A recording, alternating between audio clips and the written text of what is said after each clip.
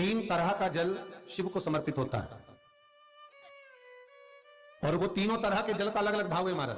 पहला जल सादा, घर से पानी लेकर गए, जल लेकर गए, शंकर को चढ़ाया, वो हमने घर का अपना एड्रेस बता दिया, भगवान शिव को जल चढ़ाकर अपने आनंद के लिए शंकर से कुछ प्राप्त कर लिया। दूसरा जल, जल के कलश में थोड़ा सा इत्र डालकर शंकर को जब समर्पित करते हैं तो महाराज घर में अगर कोई व्यक्ति बहुत रोगीला है, बहुत रोगीला, एक शिव महापुराण में, स्कंद पुराण में, नर्मदा पुराण में, भविष्य पुराण में, अग्नि पुराण में, नारद पुराण में, बरहा पुराण में, वामन पुराण में जितनी चीजें लिखी गई है एक एक प्रैक्टिकल कर देखो तो शिव महापुराण, स्कंद पुराण का यह भाव याद करिए कि एक लोटे पानी में इत्र मिलाकर, जल में इत्र मिलाकर, बहुत रोगीला व्यक्ति, बहुत बीमार व्यक्ति है, एक लोटा पानी उसका हाथ का स्पर्श कराकर शंकर को चढ़ाना प्रारंभ कर दीजिए। महाराज केवल 5 या 7 दिन चढ़ाओ और वो 7 दिन के बाद में उस बीमार व्यक्ति का क्रम देखिए कि उसमें कितना आराम लगा है। औषधि दवाई काम करना प्रारंभ करी कि ना करी।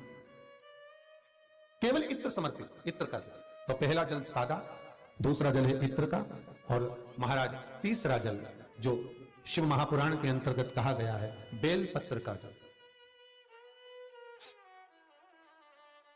तीसरा जो जल है वो बेलपत्र का जल। बेलपत्र का जल कैसा?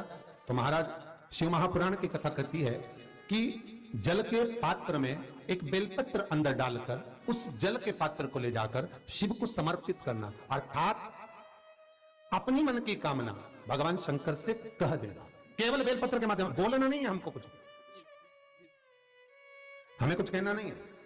3 तरह का जल का जो व्याख्यान वर्णन किया गया, एक सादा जल जो भगवान को कहा, आपने अपना एड्रेस बता दिया, आपने अपने मन का भाव बता दिया। इत्र का जो जल चढ़ाया गया वो केवल रोग मुक्ति के लिए चढ़ाया गया। और तीसरा बेलपत्र, अगर उस जल में एक बेलपत्र भी पड़ी हुई है और वो बेलपत्र पड़ा हुआ जल आप जिस भाव से चढ़ा रहे हो, जिस कामना से चढ़ा रहे हो, शंकर वो कामना आपकी पूर्ण कर दे।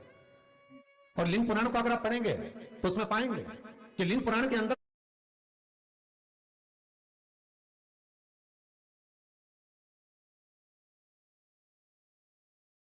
लिखा है कि आप शंकर को अगर जल भी नहीं चढ़ाएं, आप शंकर को वस्त्र भी नहीं चढ़ाएं, आप शंकर को फूल भी ना चढ़ाएं, आप बेलपत्र भी ना चढ़ाएं, अगर शंकर को आपने कुछ भी ना चढ़ाया तो केवल शंकर के मंदिर में 2 क्षण जाकर उस शिवलिंग के सम्मुख में बैठ जाओ, कुछ मत बोलो, केवल मौन होकर उसको निहार लो, केवल मौन होकर निहार लो।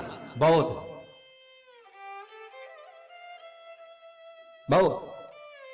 जो हनुमान जी महाराज को 3 तरह की माला समर्पित होती है, एक आंकड़े के पत्ते की, दूसरी बेलपत्र के पत्ते की, तीसरी पीपल के पत्ते की। ये 3 तरह की माला जब शंकर हनुमान जी महाराज को समर्पित होती है, जिस समय पर अगर व्यक्ति के जीवन में बहुत भारी रोग हो गया है, बहुत ज्यादा कष्ट हो गया है, कैंसर जैसी बीमारी भी अगर उसको घेर ली है और किडनी लीवर सब बेकार हो गया, तो निवेदन है पीपल के पत्ते की माला बनवाओ, 108 पत्ते की, और हनुमान चालीसा का हर पत्ते पर स्मरण करिए। महाराज आप हनुमान चालीसा पढ़ते जाओ, माला में गांठ लगाते जाइए, और वो माला जो व्यक्ति कैंसर से पीड़ित है हाथ का स्पर्श कराइए और शंकर को चढ़ाइए। केवल अष्टमी